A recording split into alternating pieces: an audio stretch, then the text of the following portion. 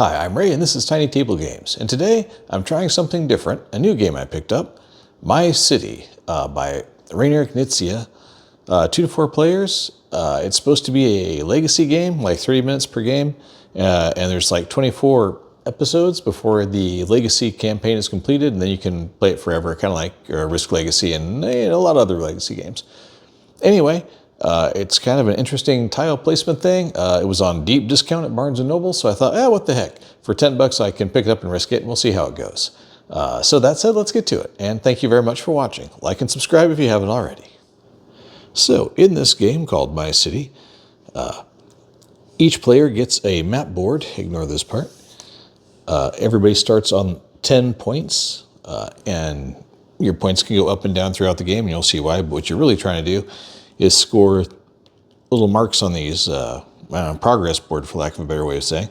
The idea is you move to a new location. Everybody has their own player board, so this is kind of a multiplayer solo game. And on every turn, there's 24 cards. You flip over the card, and it's one of the pieces, because everybody has these same pieces. There's 3 of each shape, if you will. So 8 different shapes, 3 of each, so 24 total to match the number of cards. They're different colors, red, yellow, blue, so presumably that comes into play later on. Initially, not very much. The basic rules of the game are you flip a card, and whatever pictured building is, that's what you have to play. For placement rules, you have to play it on the light green. You can't play it in the forest. You can't play it on the mountain. You can play over rocks, and you want to, because those are negative points at the end of the round. And much like all games like this, the more you fill it up, the better off you are. Leave the trees, because those are positive points. Any open grass places or rocks are negative points. And that's basically it. It's pretty straightforward. When you want to stop placing, you can, and say, that's it for me, and then you lose a point if you try to do it again, or if you're just out for the round, then the other person does it. Now you might say to yourself, well, how are you going to do that as a single person for a 2-player game and not just do mirror match yourself? Well, the answer is I'm going to use dice, of course. And how I'm going to do that is wherever I roll for a vertical and horizontal coordinate, I'm going to try and place the, it may not always be possible to place the piece in that exact spot, but at least one square of the building will go as close to that as is possible that is legal to play. And so we will see if my strategized version of playing is any better than randomly rolling a couple of d12s, because it's 11 squares across and 11 squares up. So I'll just ignore 12s and roll everything else. And I suppose I should mention, you can't overlap buildings, you can't cross the river with a single building, and caddy corner doesn't count as connected. So when you place your second building, it always has to share one edge with your other, but pretty much like every tile laying, polyamino style game you've ever played in your life. So where does the legacy aspect come in? The game comes with a bunch of envelopes, chapters 1 through 8, and you're supposed to play 3 games, as they call episodes, per envelope. And presumably each envelope changes things, probably adds, notice all the extra space here, so it probably has this grid space or new shapes or extra cards or who knows what. But anyway, in the first round, of the first 3 games, it's all the new land, so I'm going to guess, based on how most Civilization games type works, where you're founding a new land. Obviously, Chapter 2 will be about churches. Good spoiler. That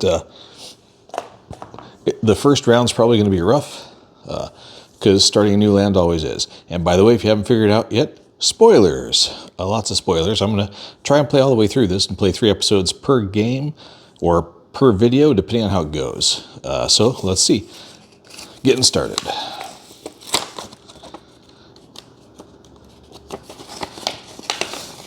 Okay, so we have a rule sheet. Chapter 1, the new land. There's an optimistic energy in the air. After a long voyage, you've reached the location where you want to build your new city. At first, everyone just starts building, but soon there are certain rules that emerge. The proper use of drinking wells will promote the growth to your city. So episode 1 All the rules are just the regular ones. Okay. And then the player with second most points is treated as other, not allowed to color any progress symbols. That's little dots for how you win the game. The player with the most points is allowed to color in 2 progress symbols and has to apply 1 sticker with 2 rocks, giving them a negative bonus for the next game. And the player who didn't score 2 progress symbols gets a tree instead, which gives them an extra point, so kind of a boost. Okay, and so that's it for episode 1, so we'll just focus on that. Turn over the first construction card. Each player then places a depicted building on his or her game board with at least 1 space bordering the river. Cool. And then there's rules for episode 2, and then rules for episode 3, and the end of that chapter. We're not there yet. There's other stuff in here. I guess this is just the reference. Let's see. Yeah, at the end, if you have a tree, it's +1 point. If you don't construct a building when you flip the card, that's -1 point. If there's a rock showing, that's -1 point. Empty light green space, -1 point. Cool. Do all these scoring rules add up together? Probably. I don't know for sure. We'll find out. So, no extra rules, so we can just get right into it. Okay, here's the best zoomed in view. You don't really need to see the pieces since it's kind of irrelevant. You don't get to pick the piece. The first piece is this blue L. And mind you, there's 3 of each. So the blue L. And for over here, for the Team Heart, which is what I'm playing, or Team Deer if you rather, I'm going to play it like this. It's along a river. And that seems nice. I noticed there's some squares with dots on them. And there's other squares that don't have dots. I have no idea what that means. It didn't say anything about that in the rules. It just said you have to start along a river on this side. Black will be the horizontal and purple's the vertical. So 87, 3, 4, 5, 6, 7, 8, 3, 6, 7. So right here, and it's the blue. So we can't quite get to there like that, so we'll do it like this.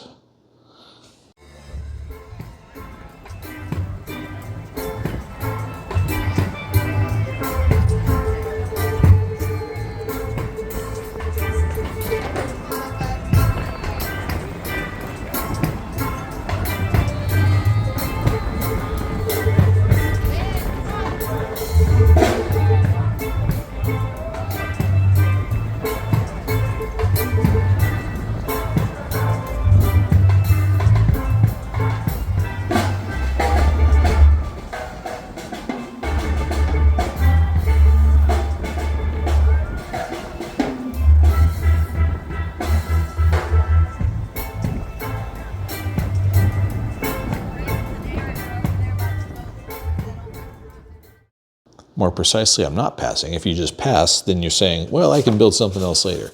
I am ending my participation. So you don't lose a point for saying that, but I also can't build anything else. But that's not a surprise because there's no chance. Meanwhile, over here, Team Wolf does still have a chance to build a little bit, I think. Yep. You can stick this one right here. And there are 2 pieces left, and neither of those are usable. So we get to there, and Wolf taps out also, and that ends this round. So as you can see, for episode 1, the only way you can get a positive point is if you have a tree. Anything else is a negative point. So yeah, everybody's pretty much just going to drop straight to 0 on this one. 8, 9, 10, 11, 12, 13, 14. 14 negative. And 1, 2, 3, 4 positive. So it drops directly to 0. So a score of 0 to 2, I win. So that means that I get the 2 progress points. Okay. 2 progress symbols, check, and has to apply 1 rock sticker with 2 rocks on a light green space with a small square. Ah, okay. But in this case, I got a 2 rock sticker that I need to put somewhere in this section, and I'm going to put it right, I think here. So where seems like a smart place to do that? Probably right here. Now we're on to episode 2. All the rules from episode 1 apply. Well, that's reassuring. From now on, you will be getting additional points, good, in the scoring assessment for each of the 3 building colors. During the assessment, check to see how many buildings there are in the largest contiguous group for each color. You will get the number of points matching the number of buildings in that group. All right. The 24 cards have been shuffled. The dice are warm.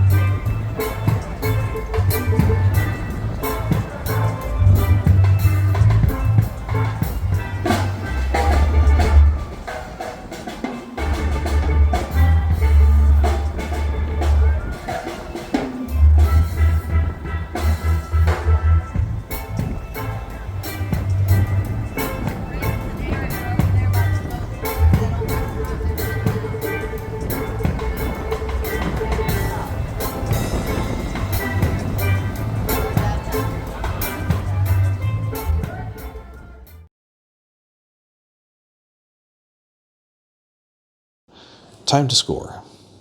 2, 1, 2, 3, 4, 5, 6. So that brings us to positive 7 overall for a final score of 6 because we're starting at -1. Over here, 7. So that brings us to 12 for the blue. So 12 plus the existing 2 brings us to 14. Okay, as before, the D12 team gets another tree sticker to put somewhere in this starting section. And one more 2 rocks sticker here, right next to it. Episode 3. All the rules from 1 and 2 apply. At the start of this episode, each player gets a well sticker. Each player fixes his or her well to any light green space displaying a small square. See, I want to allow for squares, so we're going to put it right here. Okay, and remember, you only get the extra 4 bonus points if you manage to put 4 buildings around the well. So 1 building per side. And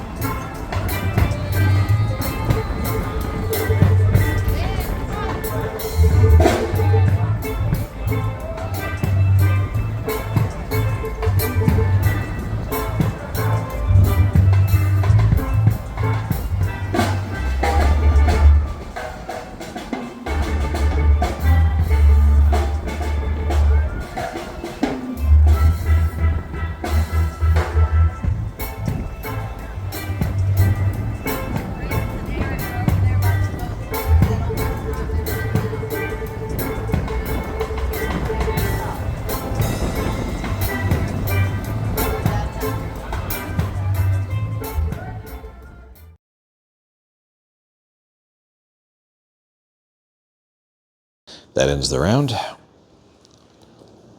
On to scoring for round 3. Red has 4, so 14 total. So that brings us up to 19. That brings it to positive 5. And 4 red, so that brings it to positive 9. So from 14 to 23. So the heart wins again.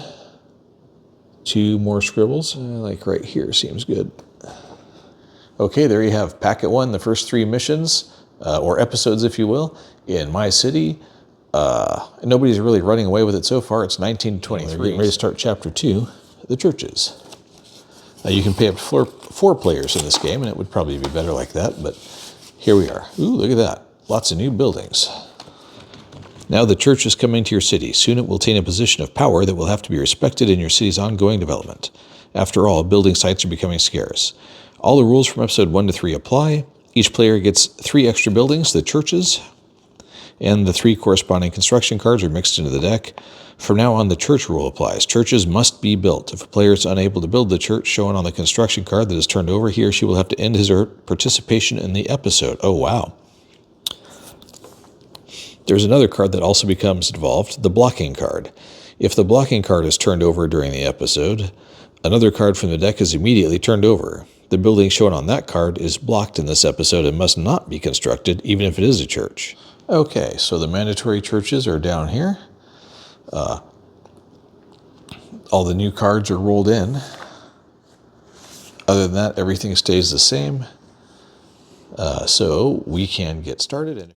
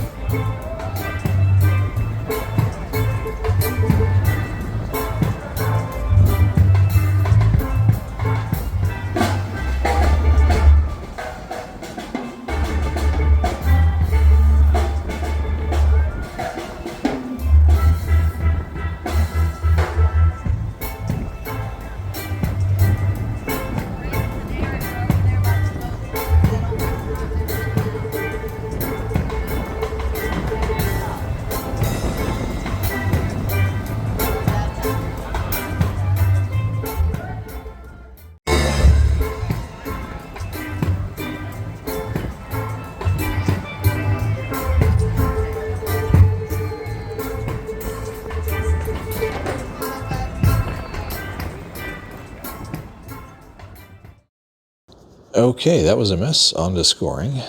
-2, and red has 2 together, so 0. So grand total of 0, ending on 19 for the D12s, and over 4 or 5, so +7, and that makes it +10, so 31 to 19.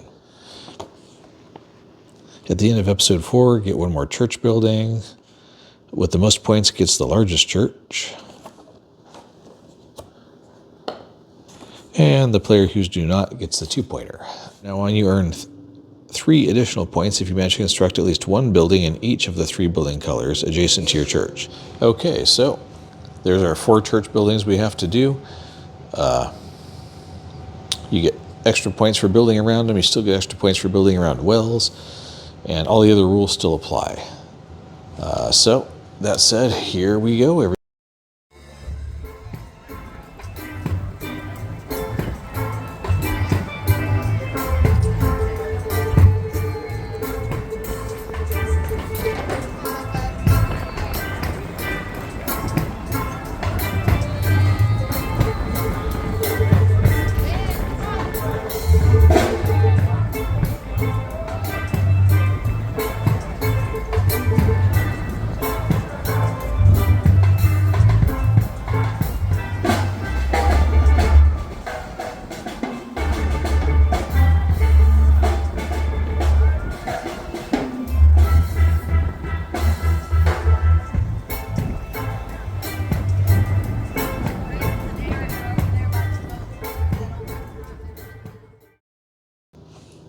Okay, that's it for that round. That was kind of abysmal. All the little tiny cards didn't really come out at all.